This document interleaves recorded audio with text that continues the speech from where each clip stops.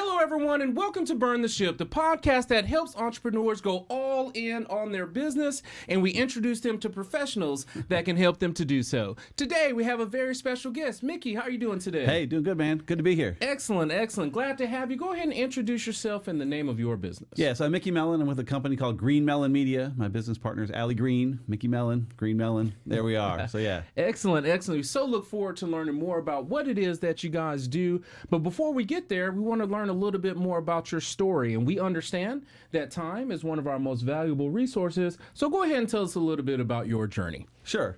So I was born and raised in Michigan. Go Blue. Okay, Had okay. Good couple seasons of football y'all there. did, yeah. But moved down here in 98. Ended up getting a job at St. Joseph's Hospital, eventually doing IT stuff there. Okay. Worked with a friend from church. I came down. I knew a bunch of people at church here. My boss at the hospital was a friend at church. Mm-hmm. He ran the church website, which was kind of my first introduction to that stuff, but we both volunteered with the youth group a lot. Okay. And so I ran the youth group website, and that's kind of where I learned how to build websites, just kind of playing with that and figuring out as I went. I also played in the praise band at church. Okay. And so I put a lot of guitar chords and stuff on the site, which was kind of fun. The legality, that's questionable, though. So I didn't want the church to get in trouble. So I'm like, I should spin that into a separate site. So I spun up a separate website, and that blew up. I mean, it became huge. I mean, at its peak, it was getting 25,000 visits a day or something, which back in 2000 was a lot. Absolutely. A lot back then. Funny story out of that. So I've never been a big fan of like interviews on those kind of sites, but I'm like, hey, I have a chance to interview all these artists I want to talk to. If you're in the Christian music space, like Chris Tomlin and David Crowder and those folks, like that was pretty cool. But they said, hey, we have this up and comer we want you to interview just to promote her stuff. I'm like, all right, cool. Her name was Katie Hudson. I'm like, oh, sure. Okay. I'll talk to Katie Hudson, And I interviewed her, and it was super cute and fun. I was probably the first interview she ever did, and she kind of faded away. Her album sold like 50 copies or something, didn't do anything. But then years later, she rebranded. She didn't want to get confused with Kate Hudson, the actress. Yeah. So she rebranded, and now you know her as Katy Perry. No way. I was like one of the first people to interview Katy Perry back when she was a struggling Christian artist back then. But I learned a lot about databases and how to build a site and to manage all that kind of stuff. And then eventually got a job at that church, running the church website and doing IT stuff. There's where I met Allie, my business partner. She wasn't yet Allie Green. She was still single, but it was to become Allie Green. We started working together more. Eventually, she left to start her own thing, and I wanted to kind of start my own thing on the side, but didn't quite know how, and that led to kind of a big decision for me on how I was going to make that next step. So, yeah, makes sense. Now, you were in Michigan, and I wanted to go back to the root to kind of get an idea of what made you choose IT. Was it one of those things where you were taking apart your toys, or you just were interested in it? Give us a little bit of an idea why you decided to choose that path. I mean, I've always enjoyed computer stuff, and so I think it was a lot of taking apart the toys. I'd break our family computer. My dad would say, well, you got to fix it, Here's the instruction book, and figure out how to do it. So I learned a lot about that stuff doing that, and just it interested me. It was kind of fun. The web came along, that drew me a lot more than strict IT did, but still, I mean, IT was good. St. Joseph's was a great place to work. I was there 4 years or so, had a great boss, and enjoyed that work, but eventually drifted more toward web. But it was just a passion for computers growing up. We had a Commodore 64 from when I was like, I don't know, 7 or something, which that was always interesting. For those that never had a Commodore, we had it before they even had the disk drive. We had the tape player. So if I wanted to play a game, it would take 45 minutes for the game to load. So I'd put the cassette tape in, tell it to start loading the game, then go have dinner and stuff, and 45 minutes later, little dinky graphics would load. It was ready to go. But I learned a lot from that. I learned to program a little bit, and then, eventually got into, of course, PCs, and off we went from there. Yeah, so you were with the church, and things were coming along well. You were already interviewing famous people, but then it came a time in your life where the decisions were made. Was there a specific event that happened that made you burn the ship and go all in on GreenMellen? There was. It was actually an event that gave me the opportunity to burn the ship. Okay. And so Allie, had left to start her own thing. She still lived at home and was single, so she had more flexibility. I already had a family and kids, and so it was I couldn't just go all in with, and risk losing everything. Yes. And so I wasn't sure what to do there. Another website I was doing on the side at the time was Google Earth Hacks. And Google Earth was hot at the time. This was 2005, 2006. It was just like, here's the pyramids, and here everyone back then, I want to see their house and see the cool things. It was just a fun toy. So I'm like, I made a site for that. I met a friend that had a site called Google Earth Blog. He had a blog post every day about Google Earth stuff and was super popular. And he said, hey, Mickey, I'm going to leave and go on a circumnavigation with my wife. He sold his house, sold his cars. They were going to go on a 5-year trip around the world. Woo. He said, I have this site, though. It's making good revenue. Will you write on it every day for me? I'll give you half the revenue. And it was, I don't know, $3 or $4 grand a month. It was decent enough revenue at the time. Like, cool. So I can write one blog post a day, make $3 or $4 grand a month. The rest of the day I could start building my business. So that gave me the incentive the means to leave the church and say, hey, church, it's been great. Love you guys, but I have a chance to go. And so Allie and I started this company, and I had that on the side for a number of years to kind of help with my personal finances as we built up the company. And and there it goes. We didn't really mean to start a whole company. We were just kind of building sites. Allie and I, it was Mickey and Allie building websites for people. And then well, I guess we need to maybe get another designer to help us, and I guess I need some help with development stuff, and I guess we should get a little office. And we looked around like, hey, we have a company. Look at that. Yes. That's awesome how that came together. Yeah. You just never know how time and fate's going to put things in place to make sure. And it was just awesome that you guys were there in church, and then all of a sudden it blossomed into this beautiful business. Now, I know you've been going for many years. Tell us all about your business. Yeah, so we've been going 16 years. I mean, building websites is kind of the core of what we do. We're all in on WordPress. I mean, that's how we met, was through a WordPress meetup that we've hosted. We've hosted a monthly meetup for like 12 years now or something. That's still going strong. Fantastic way just to, you mentioned earlier when we were talking about, rising tide lifts all ships, and we're big believers in that.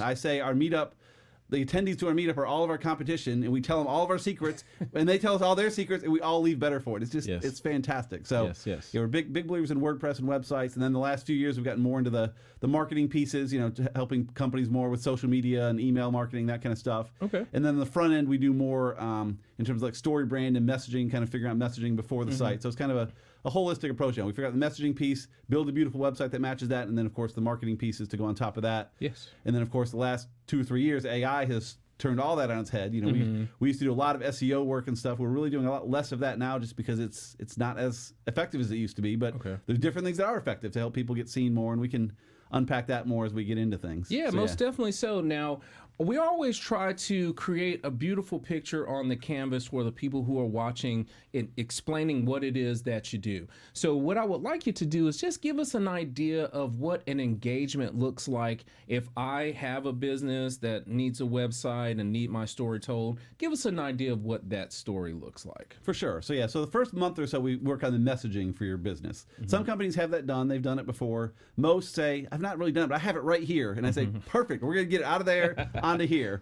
And so Robert, our marketing manager, UGA grad, he is phenomenal at interviewing and just kind of getting this stuff out of people to figure out who they serve, why they serve them, what they do well, what they don't do well, all that kind of stuff. And again, kind of following the story brand framework a little bit, we like to highlight what the problems are. People should come to your site and you say, is this the problem? They should say, oh my gosh, that's my problem. These guys get me. But then of course you say, here's your problem, here's the solution, here's how great your life is afterward. And kind of, we spend a month or so kind of working up all that stuff to make it work, and then build out a site. We build on WordPress, but we build custom websites on WordPress. I'm still a believer that WordPress is where almost every business should be, just because you own it. Ownership's becoming difficult these days with Squarespace and Wix and stuff, which are great platforms, but they own you. And if they want to cut you off or they change the rules, like, you're out of luck. There was, during COVID, there was America's Frontline Doctors, the anti-vax people, which we won't get into that part of it, but they were on Squarespace, and Squarespace said, we don't support what you do, which Squarespace has the right to do, and so they had no website. You can't move a Squarespace site. They had no website for 6 weeks because that. Whereas on WordPress, if a host says we don't like you, it's yours. You can move it somewhere else. And so I love the power it puts in the hands of businesses to really own their assets. And so we build on WordPress, and then after that, kind of figure out how we're going to market this thing. Where should we be on social media? It's a tool we love. I'll pitch a little bit. I'm not affiliated with, but SparkToro. So Rand Fishkin, the guy that used to run SEO Moz, has a tool called SparkToro that's just great for research to say, where are people online that do this? You can say, hey, people that have this in their bio, or they search this kind of thing, where do they spend time? Are they on YouTube? Are they on TikTok? Are they doing more email? Are they on Reddit? Like, where do they spend time? And so we can use those tools to say, okay, for your audience, they're all on Instagram and Facebook and TikTok, for example. So that's where we should spend our time, because we know that's where your audience is. And so we do that to try to drive more awareness and traffic and get that flywheel humming. Yes, awesome. So, Is it a specific industry that you work with, or you're agnostic? Tell us a little bit about the characteristics of your ideal client. For sure. So it's mostly B2B. We live in the B2B space. Product-based marketing is a whole different animal that we don't want to get into. We're awesome in the B2B stuff. And usually it's service-based and companies with a heart. Companies that have a story to tell and a heart. If they're just trying to crank out widgets and stuff, like, that's cool. That could be a good business, but not what we're after. We want companies that really are trying to make a difference to their clients and the community. And so a lot of custom home builders, and we get into financial services and that kind of stuff. We do a good bit of that where they really have clients that they have to care about and love, and so we can love on them, and it all just works out. Yeah, awesome. Now, I know finding the ideal client for you is totally important, but another aspect in the networking part of things, you have referral partners. Have you had some good referral partners that you would like to continue to be introduced to? For sure, yeah. We've had, most of our business comes from referral partners. We love that, and that's again why we've hosted the meetup for years, because that's a lot of our referral partners, and we refer back down the chain too.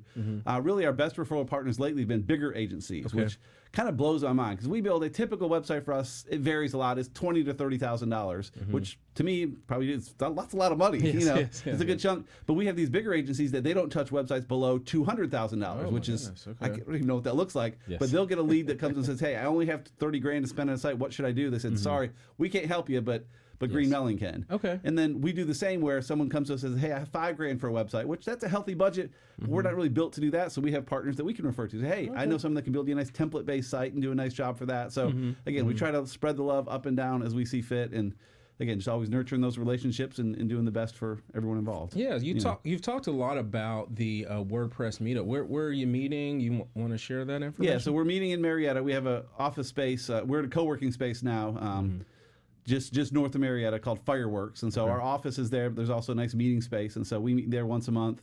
We're actually hosting a small conference this fall. The first time we're trying that at the Cobb Chamber of Commerce. So those not familiar with the Cobb Chamber, you think, oh, it's a conference at a Chamber of Commerce, but if you've probably been in the Chamber building, it's a gorgeous facility. Like, it has these floor-to-ceiling windows overlooking into the Braves Stadium. It's a fantastic place. So October 9th, we're hosting 75 people is all we can hold there. We've got some great speakers from Atlanta coming to talk marketing stuff, and it's going to be a great event. And so we have that stuff. And then we're trying to do more virtual events too. So I have a virtual book club I host every month, just talking about a business book. We have a virtual AI chat we host every month, just open. There's not a top that's like, "Hey, what have you been doing this last month? Ooh, I found this new tool. I found this new tool. That tool closed up. Like, what's going on?" Just trying to keep up with this stuff, because it's hard to keep up with. And so, again, all of our competition comes to it, and they give their secrets, and we give our secrets, and we all walk out of there that much smarter. So it's fantastic. That is awesome that you guys are choosing collaboration over competition. That's always a great thing. I've always had that mindset myself. I can work with everyone because I don't know it all. I know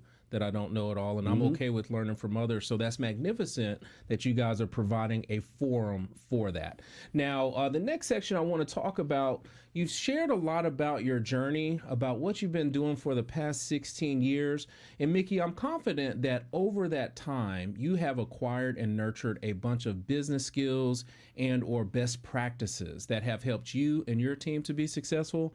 Do you mind sharing with the audience some of those best practices where they can still strive toward that same success? Sure. I think the big one for me, and I've said before, I don't think our company would exist without David Allen's classic book, Getting Things Done. If you've read that before, but just getting your stuff in order. I remember I pulled out an old laptop some years ago and pulled up my email from it, and it was a disaster. I'm like, who was this guy that had all this email?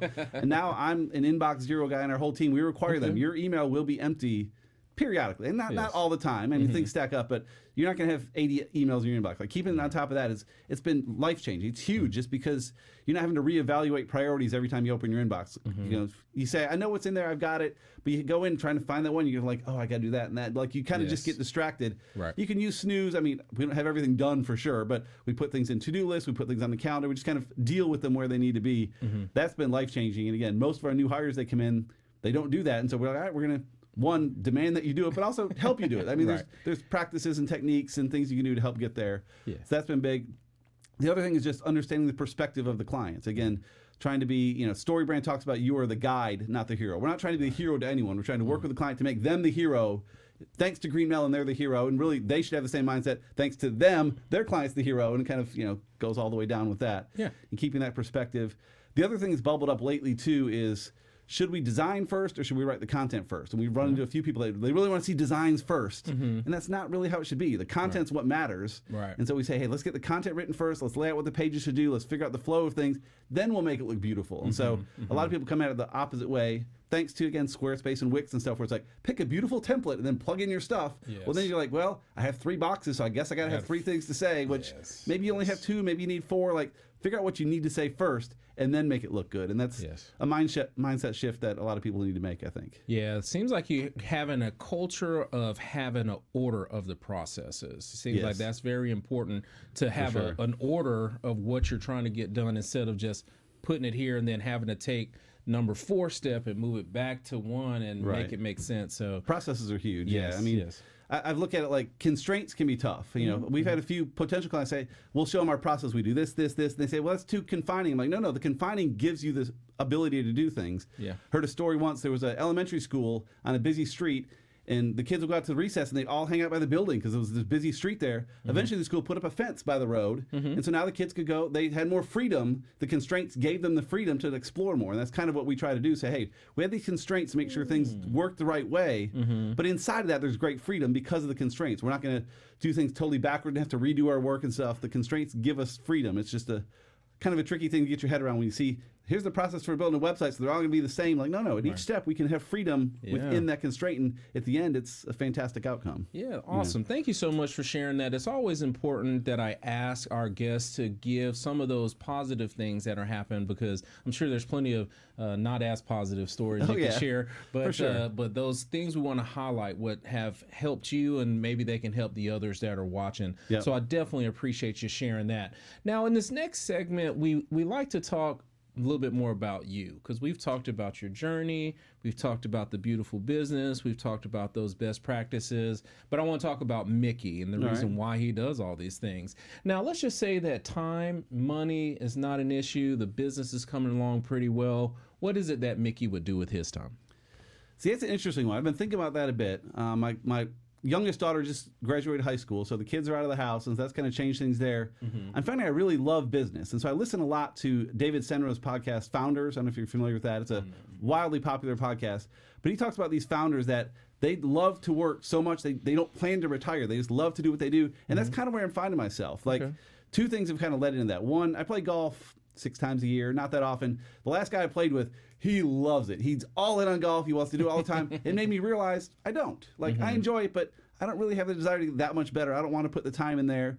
I really just love learning about the stuff and just trying to improve myself. And so I'm an avid reader. I've really been working hard the last few months, particularly trying to improve my note-taking process and really doing more with that. I have a podcast where I share, notes from books and stuff. I've really been building that out, and I really just love doing that. So I think even if I were successful when we sold the company or whatever, I'd probably dig back in and do it again, just because I really enjoy this, and the more I do it, the better I get. But it's also, Einstein has said, as your circle of knowledge grows, your circumference of, ignorance grows as well. And so I realized as I know more and more, there's so much more out there I don't know. And so I have just this desire to know more and more. And again, I'll never get there, but it's fun. It's fun heading that direction. Yeah, that's amazing, because I say the same thing with me. I know that there's so much information, so much history that there's no way I can know all of the things. And if I ever decide but I want to. Yes, I would say I need to continue to throw this information like Neo. Just keep there. You go. Just keep adding. I wish you could just plug it in like that. Man, that would be awesome. That's one of my favorite things right there. But I definitely appreciate you sharing that, because again, we want to learn about your journey. We want to learn about your business, but we also want to try to get to that why, you do those types of things. So I definitely appreciate you sharing that. Now, Mickey, how would the people get in contact with you if they have questions about your journey, your business, those best practices that you just shared? Sure. So our company is GreenMellen Media. You can spell Mellen is Mellen, but you can spell GreenMellen Media however you want. We have bought redirects for all the different typos for it, so you can get there. But really find me at MickMell, M-I-C-K-M-E-L. I'm MickMell at Gmail if you want to email me. I'm mickmell.com. I blog daily on there, for about 5 years. I'm MickMell on LinkedIn. Connect with me anywhere you want with M-I-C-K-M-E-L. So, Okay, awesome. Thank you so much for sharing that, because I think it's important for people to reach out to you. You can tell the confidence that you have in what you've done, because you've done it for so long and you've done a great job at it. So people, please look out for them. Now, that last section of the show, we always honor our guests for coming on, because it's not easy to share sometimes, because there's a lot of things that are ups and downs and all arounds, but you've done a great job of illustrating your story, and we want to honor you by giving you the last word. So please look into your camera and tell the people something good. Yeah, so the meetup we met at was called A Brighter Web, and that's kind of, I think, the main thing we try to push is making the web a brighter place. This is not doing cold email, not doing spammy things, like just treating the web with respect and trying to make it better for all involved. So that's something we try to do, and I encourage everyone I meet to try to do the same thing. The internet is a fantastic place, but there are ways to be skeevy and slimy and make it a little bit better for you and a lot worse for everyone else. So I encourage you, make the web a brighter place for everyone involved. Awesome, awesome. Thank you so much for coming on the show today. Yeah, appreciate it, man. This was great. Excellent, excellent. And to everyone that is watching, be kind and thanks.